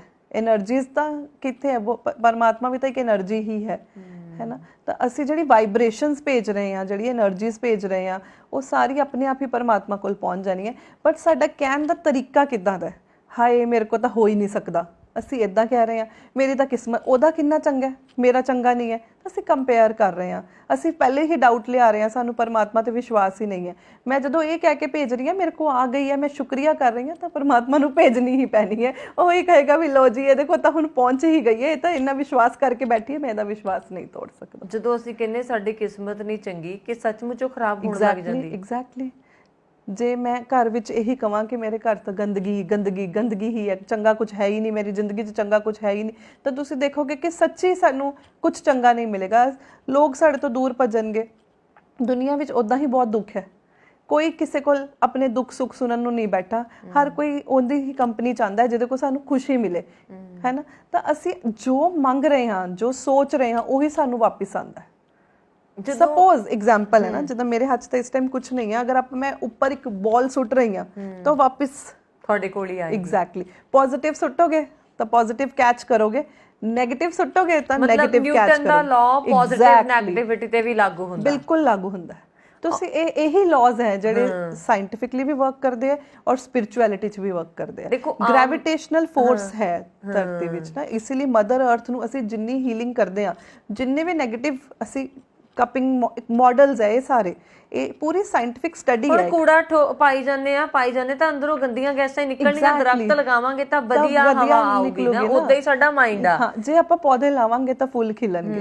ਜੇ ਆਪਾਂ ਲਾਵਾਂਗੇ ਹੀ ਕੈਕਟਸ ਤਾਂ ਫਿਰ ਆਪਾਂ ਫੁੱਲ ਦੀ ਉਮੀਦ ਕਿੱਦਾਂ ਰੱਖ ਸਕਦੇ? ਬਿਲਕੁਲ। ਆਮ ਬੰਦਾ ਤਾਂ ਇਹ ਜ਼ਰੂਰ ਸੋਚਦਾ ਇੱਕ ਵਾਰੀ ਕਿ ਲੈ ਇਦਾਂ ਕਿੱਦਾਂ ਸੰਭਵ ਹੈ, ਇਹ ਕਿੱਦਾਂ ਪੋਸੀਬਲ ਹੈ ਕਿ ਹੁਣ ਵਾਕਈ ਮੈਂ ਦੁਖੀ ਹਾਂ, ਵਾਕਈ ਮੇਰੀ ਜ਼ਿੰਦਗੀ ਦੇ ਵਿੱਚ ਕੁਝ ਸਹੀ ਨਹੀਂ ਹੋ ਰਿਹਾ, ਤੇ ਮੈਨੂੰ ਤਾਂ ਕਹਿਣ ਦੀ ਮੈਂ ਤਾਂ ਕਦੇ ਆਪਣੇ ਆਪ ਨੂੰ ਨਿੰਦਿਆ ਵੀ ਨਹੀਂ। ਮੈਂ ਕਿੱਦਾਂ ਮੰਨ ਲਾ ਕਿ ਸਾਰਾ ਕੁਝ ਨਹੀਂ ਹੋ ਰਿਹਾ। ਹੁਣ ਜਿੱਦਾਂ ਆਪਾਂ ਤੁਹਾਡੇ ਦਰਦ ਦੀ ਗੱਲ ਕੀਤੀ ਹੈ, ਮੈਂ ਖੁਦ ਕਹਿੰਦੀ ਹਾਂ ਕਿ ਜੇ ਮੇਰੇ ਇਸ ਚੀਜ਼ ਦੇ ਵਿੱਚ ਪੇਨ ਹੈ, ਬੈਕ ਤੇ ਹੈ ਜਾਂ ਨੈਕ ਪੇਨ ਹੈ ਮੇਰੇ, ਤਾਂ ਹੈ। ਇਹ ਵਹਿਮ ਕਿੱਦਾਂ ਹੋ ਸਕਦਾ ਹੈ, ਹਨਾ? ਫਿਰ ਇਦਾਂ ਦੇ ਪੇਸ਼ੈਂਟਸ ਨੂੰ ਤੁਸੀਂ ਕਿੱਦਾਂ ਰਿਅਲਾਈਜ਼ ਕਰਾਉਂਦੇ ਹੋ ਕਿ ਭਾਈ ਦਰਦ ਹੋਵੇ ਨਾ ਹੋਵੇ ਇਹ ਵਹਿਮ ਹੀ ਹੈ? ਅਸੀਂ ਇਦਾਂ ਦੇ ਪੇਸ਼ੈਂਟਸ ਨੂੰ, ਕਿਉਂਕਿ ਇੱਕ ਸਿਟਿੰਗ 'ਚ ਤਾਂ ਇਹ ਤੁਸੀਂ ਸਮਝੋ ਪੋਸੀਬਲ ਨਹੀਂ ਹੈ। ਇੱਕ ਸਿਟਿੰਗ 'ਚ ਤਾਂ ਅਸੀਂ ਉਹਨਾਂ ਨੂੰ ਸਿਰਫ ਸਮਝਦੇ ਹੀ ਹਾਂ ਕਿ ਉਹ ਕਿਸ ਤਰ੍ਹਾਂ ਦਾ ਪਰਸਨ ਹੈ, ਉਹਨੂੰ ਕਿਹੜੀ ਮੋਡੈਲਿਟੀ ਦੇ ਨਾਲ ਸਹੀ ਕੀਤਾ ਜਾ ਸਕਦਾ ਹੈ ਔਰ ਕਿੰਨਾ ਕੁ ਸਹੀ ਕੀਤਾ ਜਾ ਸਕਦਾ ਹੈ। ਕਿਉਂਕਿ ਮੈਡੀਕਲ ਰੋਲ ਤਾਂ ਰਹੇਗਾ ਹੀ ਰਹੇਗਾ ਵਿੱਚ, ਇੱਕਦਮ ਤੁਸੀਂ ਉਹਨਾਂ ਨੂੰ ਨਹੀਂ ਯਕੀਨ ਦਿਲਾ ਸਕਦੇ ਕਿ ਤੁਸੀਂ ਇਹਦੇ ਨਾਲ ਬਿਲਕੁਲ ਠੀਕ ਹੋ ਜਾਣਗੇ, ਕਿਉਂਕਿ ਉਹ ਅਗਲੇ ਦਿਨ ਆ ਜਾਊਗਾ ਜਾਂ 4-5 ਦਿਨ ਫਿਰ ਆ ਜਾਊਗਾ, ਨਹੀਂ ਮੈਂ ਤਾਂ ਦਵਾਈ ਵਾਪਸ ਖਾਧੀ, ਮੇਰੇ ਤਾਂ ਇੰਨੀ ਦਰਦ ਸੀ ਠੀਕ ਹੀ ਨਹੀਂ ਹੋਈ, ਤੁਹਾਡੀ ਹੀਲਿੰਗ ਤੋਂ ਬਾਅਦ ਮੈਂ ਠੀਕ ਹੋ ਗਿਆ, ਉਸ ਤੋਂ ਬਾਅਦ ਮੇਰਾ ਫਿਰ ਉਦਾਂ ਹੀ ਹੋ ਗਿਆ। ਸੋ ਇਦਾਂ ਦੇ ਪੇਸ਼ੈਂਟਸ ਨੂੰ ਸਲੋਲੀ ਐਂਡ ਗ੍ਰੈਜੂਅਲੀ ਠੀਕ ਕੀਤਾ ਜਾ ਸਕਦਾ ਹੈ। ਉਹਨਾਂ ਦੀ ਪੇਨਸ ਨੂੰ ਪਹਿਲਾਂ ਹੀਲ ਕੀਤਾ ਜਾ ਸਕਦਾ, ਉਹਨਾਂ ਦੇ ਮਾਈਂਡ ਨੂੰ ਹੀਲ ਕਰਨਾ ਪਏਗਾ, ਉਹਨਾਂ ਨੂੰ ਪਹਿਲਾਂ ਯਕੀਨ ਦਿਲਾਣਾ ਪਏਗਾ ਔਰ ਉਹਨਾਂ ਦੇ ਅੰਦਰ ਹੀ ਯਕੀਨ ਭਰਨਾ ਪਏਗਾ ਕਿ ਇਹ ਸਾਰੀ ਚੀਜ਼ ਜੋ ਮੈਂ ਕਰ ਰਹੀ ਹਾਂ ਜਾਂ ਕਰ ਰਿਹਾ ਹਾਂ ਇਹਦੇ ਨਾਲ ਮੈਨੂੰ ਸੱਚੀ ਫਰਕ ਪਏਗਾ। ਬਾਕੀ ਬਹੁਤ ਸਾਰੇ ਆਪਾਂ ਬਜ਼ੁਰਗ ਵੀ ਦੇਖੀਦੇ ਆ ਜਦੋਂ ਫੋਰਨ ਦੇ ਵਿੱਚ ਹੁੰਦੇ ਉੱਥੇ ਬਿਮਾਰ ਰਹਿਣ ਲੱਗ ਜਾਂਦੇ, ਜਦੋਂ ਦੁਬਾਰਾ ਵਾਪਸ ਇੰਡੀਆ ਪੰਜਾਬ ਆਉਂਦੇ ਆਉਂਦੇ ਹੀ ਉਹਨਾਂ ਦੀ ਸਿਹਤ ਠੀਕ ਹੋ ਜਾਂਦੀ ਆ, ਹਨਾ। ਮਾਹੌਲ, এনवायरमेंट, એનર્ਜੀਜ਼ ਇਹ ਸਭ ਵਰਕ ਕਰਦੀਆਂ। ਸਭ ਦੁਨੀਆ 'ਚ ਸਭ ਕੁਝ ਕੀ ਹੈ, એનર્ਜੀ ਹੀ ਤਾਂ ਹੈ। ਅਸੀਂ ਜਦੋਂ ਦੁਨੀਆ ਤੋਂ ਚਲੇ ਜਾਣਾ ਤਾਂ ਸਾਡਾ ਕੀ ਰਹਿ ਜਾਣਾ, ਇੱਕ એનર્ਜੀ ਹੀ ਰਹਿ ਜਾਣੀ ਹੈ ਨਾ। ਆਸ-ਪਾਸ ਸਾਨੂੰ ਕੁਝ ਇਦਾਂ ਫੀਲ ਹੁੰਦਾ ਤਾਂ ਉਹ ਵੀ એનર્ਜੀ ਹੀ ਫੀਲ ਹੁੰਦੀ ਹੈ। ਸਮ ਟਾਈਮ ਵਾਈਬ੍ਰੇਸ਼ਨਸ ਫੀਲ ਹੁੰਦੀਆਂ ਜਾਂ ਮਾਈਂਡ ਸਡਨਲੀ ਕਿਦਾਂ ਅਸੀਂ ਚੰਗੇ ਭਲੇ ਔਰ ਅਸੀਂ ਸੋਚਦੇ ਯਾਰ ਉਹ ਬੰਦਾ ਇਹਨੇ ਡਿਪਰੈਸ਼ਨ 'ਚ ਕਿਦਾਂ ਚਲਾ ਗਿਆ ਜਾਂ ਇੰਨੀ ਉਹਨੂੰ ਪ੍ਰੋਬਲਮਸ ਕਿਦਾਂ ਸਡਨਲੀ ਹੋ ਗਿਆ ਹੈ ਤਾਂ ਸਡਨਲੀ ਨਹੀਂ ਹੁੰਦਾ ਕੁਝ ਵੀ। ਮੈਂ ਤੁਹਾਨੂੰ ਦੱਸਿਆ ਨਾ, ਸਾਰੀ ਉਮਰ ਦਾ ਕਚਰਾ ਇਕੱਠਾ ਕਰੀ ਜਾਂਦੇ ਆ ਦਿਮਾਗ ਵਿੱਚ, ਉਹ ਫਿਰ ਇੱਕ ਦਿਨ ਤਾਂ ਫਟੇਗਾ ਹੀ ਕਿਸੇ ਵੀ ਰੂਪ 'ਚ। ਜਿੱਥੇ ਤੁਸੀਂ ਜ਼ਿਆਦਾ ਸੋਚ ਰਹੇ ਆ, ਸਪੋਜ਼ ਮੈਂ ਅੱਜ ਇੱਦਾਂ ਬੈਠੀ ਹਾਂ ਨਾ, ਮੈਂ ਸੋਚ ਰਹੀ ਹਾਂ ਕਿ ਮੇਰੀ ਆਹ ਚੀਜ਼ ਬਹੁਤ ਦਰਦ ਕਰ ਰਹੀ ਹੈ, ਤਾਂ ਮੈਂ ਪੂਰੀ ਇੰਟੈਂਸ਼ਨ ਮੈਡੀਟੇਸ਼ਨ 'ਚ ਇਹ 'ਚ ਪਾ ਦੇਣੀ ਹੈ अपनी इंटेंशंस और इन्हों पॉजिटिवली अफर्म करना है कि मेरी यह दर्द ठीक हो जाए और मैं ये फील करना है कि मेरी ये सारी दर्द मेरे पैरों के तलवियां तो ये नीचे जा रही है मदर अर्थ नू, और मैं गोल्डन एनर्जी या कोई एनर्जी फील कर रही हूँ अपनी पूरी बॉडी 'ਚ और मैं ठीक हो रही हूँ। तो तुसी देखना इस तो बाद तुहानू सच्ची फर्क पेगा और तुसी सच्ची ये फील करोगे। एक दोबारा हल्का जिहा तरीका दसो अपने किसी भी दर्द नू हील करन दा। सपोज जिद्दां वैसे तो सैल्फ हीलिंग लई भी सानू पहला ही कोर्स करना बहुत जरूरी है, पर चलो मैं तुहानू दसदी हां कि असीं किद्दां ही करदे हां ना। जिद्दां मैं एक सारे कोर्स कीते, सब तो पहला हत्थ विच असीं सिंबल्स ड्रॉ करदे हां, ਜਿਹੜੇ ਸਿੰਬਲਸ ਜਿੱਦਾਂ ਬਹੁਤ ਜਿੱਦਾਂ ਇੱਕ ਮੰਤਰ Om, what Om is a mantra, a powerful mantra ਜਿਹਨੂੰ ਯਾਦ ਕਰਦੇ ਹੀ ਸਾਡੇ ਪੂਰੀ ਬਾਡੀ 'ਚ ਵਾਈਬ੍ਰੇਸ਼ਨ ਹੋ ਜਾਂਦੀ ਹੈ, ਜਿਹਨੂੰ ਜਾਪ ਕਰਦੇ ਹੀ ਪੂਰਾ ਪ੍ਰੈਕਟਿਸ ਦੇ ਦੌਰਾਨ ਤੁਹਾਡੇ ਗਲੇ 'ਚੋਂ ਪੂਰੀ ਪ੍ਰੈਕਟਿਸ ਹੁੰਦੀ ਹੈ। that sounds makes you know ਤਾਂ ਇਦਾਂ ਹੀ ਜਦੋਂ ਤੁਸੀਂ ਜਿਹੜੇ ਗਿਆਨੀ ਜਿਨ੍ਹਾਂ ਨੇ ਵੀ ਇਹ ਸਾਰੇ ਦਿੱਤੇ ਹੈ ਕੋਡਸ ਦਿੱਤੇ ਹੈ ਜਾਂ ਜਿਹੜੇ ਸਿੰਬਲਸ ਦਿੱਤੇ ਹੈ, ਬਹੁਤ ਹੀ ਜ਼ਿਆਦਾ ਗਿਆਨੀ ਲੋਕ ਹੈ, ਤਾਂ ਜਦੋਂ ਇਹਨਾਂ ਨੇ ਸਿੰਬਲਸ ਦਿੱਤੇ ਅਸੀਂ ਆਪਣੇ ਹੱਥ 'ਚ ਡਰਾ ਕਰਦੇ ਹਾਂ, ਅਸੀਂ ਰੇਕੀ એનર્ਜੀ ਨੂੰ ਇਨਵੋਕ ਕਰਦੇ ਹਾਂ, ਬੁਲਾਉਂਦੇ ਹਾਂ, ਕਾਲ ਕਰਦੇ ਹਾਂ ਕਿ ਉਸ ਪੂਰੇ ਟਾਈਮ એનર્ਜੀਜ਼ ਸਾਡੇ ਅਰਾਊਂਡ ਰਹਿਣ ਔਰ ਸਾਡੇ ਪੇਸ਼ੈਂਟ ਨੂੰ ਹੀਲ ਕਰਨ। ਤਾਂ ਅਸੀਂ ਜਦੋਂ ਹੱਥਾਂ ਦੇ ਥਰੂ એનર્ਜੀ ਦੇ ਰਹੇ ਹਾਂ, ਸਪੋਜ਼ ਮੈਂ ਆਪਣੇ ਇਸ ਪਾਰਟ ਤੇ એનર્ਜੀ ਦੇ ਰਹੀ ਹਾਂ, ਤਾਂ ਜਦੋਂ ਮੈਂ એનર્ਜੀ ਦੇ ਰਹੀ ਹਾਂ ਮੇਰੀ ਪੂਰੀ ਬਾਡੀ ਵਾਈਬ੍ਰੇਟ ਹੁੰਦੀ ਹੈ, ਪੂਰੇ ਸਰੀਰ ਪੂਰਾ ਹੱਥ ਵਾਈਬ੍ਰੇਟ ਹੁੰਦੇ ਆ ਔਰ ਤੁਸੀਂ ਉਸ ਟਾਈਮ ਸੈਂਸ ਕਰ ਸਕਦੇ ਆ ਕਿ ਸੱਚੀ ਇਹ ਚੀਜ਼ਾਂ ਵਰਕ ਕਰਦੀਆਂ। ਵਾਹ, ਬਹੁਤ ਖੂਬ।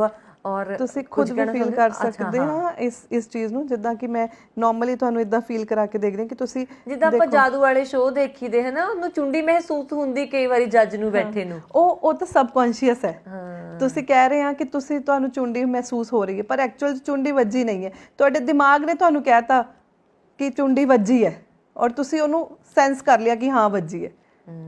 ਇਦਾਂ ਹੀ ਬਿਮਾਰੀਆਂ ਹੁੰਦੀਆਂ, ਬਿਮਾਰੀਆਂ ਜਕੜਦੀਆਂ ਨਹੀਂ, ਅਸੀਂ ਜਕੜਾ ਲੈਂਦੇ ਆ ਬਹੁਤ ਨੈਗੇਟਿਵ ਸਾਰੀ ਬਲੌਕੇजेस ਨਾ, ਬਲੈਕ એનર્ਜੀਜ਼ ਨੂੰ ਇਕੱਠਾ ਕਰਕੇ ਜਦੋਂ ਉਹਨੂੰ ਤੁਸੀਂ ਮਾਈਂਡਫੁਲ ਹੋ ਜਾਓਗੇ, ਪੋਜ਼ਿਟਿਵਲੀ ਅਫਰਮ ਕਰੋਗੇ, ਪੋਜ਼ਿਟਿਵ ਸੋਚੋਗੇ, ਅੱਛਾ ਆਪਣੇ ਲਈ ਅੱਛਾ ਸੋਚਣਾ ਬਹੁਤ ਜ਼ਰੂਰੀ ਹੈ। ਅਸੀਂ ਆਪਣੇ ਲਈ ਹੀ ਸਾਰਿਆਂ ਲਈ ਚੰਗਾ ਸੋਚ ਲੈਂਦੇ, ਆਪਣੇ ਲਈ ਅਸੀਂ ਕਹਿੰਦੇ ਮੇਰੇ ਨਾਲ ਤਾਂ ਇਦਾਂ ਹੋ ਹੀ ਨਹੀਂ ਸਕਦਾ, ਮੇਰੇ ਤਾਂ ਯਾਰ ਮੇਰੀ ਨਹੀਂ ਵਸਦਾ, ਮੇਰਾ ਤਾਂ ਹੋਣਾ ਹੀ ਨਹੀਂ, ਤਾਂ ਫਿਰ ਕਿੱਦਾਂ ਅਸੀਂ ਕਹਾਂਗੇ ਕਿ ਅਸੀਂ ਕਰ ਸਕਦੇ ਹਾਂ। ਬਿਲਕੁਲ ਸਹੀ ਗੱਲ ਹੈ। ਆਪਣੇ ਲਈ ਖੁਦ ਪੋਜ਼ਿਟਿਵ ਸੋਚ ਕੇ ਖੁਦ ਪੋਜ਼ਿਟਿਵ ਹੋਈਏ, ਔਰ ਜੇ ਤੁਹਾਨੂੰ ਕੋਈ ਬਿਮਾਰੀ ਹੈ ਤਾਂ ਉਸ ਬਿਮਾਰੀ ਨੂੰ ਹਾਈ ਕਰਨ ਦੀ ਵਜ੍ਹਾ ਇਹ ਆਪਣੇ ਦਿਮਾਗ ਦੇ ਵਿੱਚ ਗੱਲ ਬਿਠਾ ਲਈਏ ਕਿ ਅਸੀਂ ਇਸ ਨੂੰ ਠੀਕ ਕਰ ਸਕਦੇ ਹਾਂ। ਸਾਰਾ ਕੁਝ ਆਪਣੀ ਮਨ ਦੀ ਪਾਵਰ ਦੇ ਨਾਲ, ਆਪਣੀ ਮਾਈਂਡ ਦੀ ਪਾਵਰ ਦੇ ਨਾਲ ਠੀਕ ਕਰ ਸਕਦੇ ਹਾਂ। ਚੇਤਨਾ ਜੀ, ਬਹੁਤ ਅੱਛਾ ਲੱਗਾ ਪ੍ਰੋਗਰਾਮ 'ਚ ਗੱਲਬਾਤ ਕਰਕੇ। Thank you so much for coming. Thank you so much. ਔਰ ਅੱਜ ਦੇ ਲਈ ਬੈਠਕ ਵਿਦ ਵਰੁਣ ਕੌਰ ਮਾਨ ਦੇ ਵਿੱਚ ਇੰਨਾ ਹੀ। ਵਰੁਣ ਕੌਰ ਮਾਨ ਨੂੰ ਵੀ ਹੁਣ ਦੇ ਦਿਓ ਆਗਿਆ। ਸ਼ੁਕਰੀਆ, ਸਤਿ ਸ਼੍ਰੀ ਅਕਾਲ।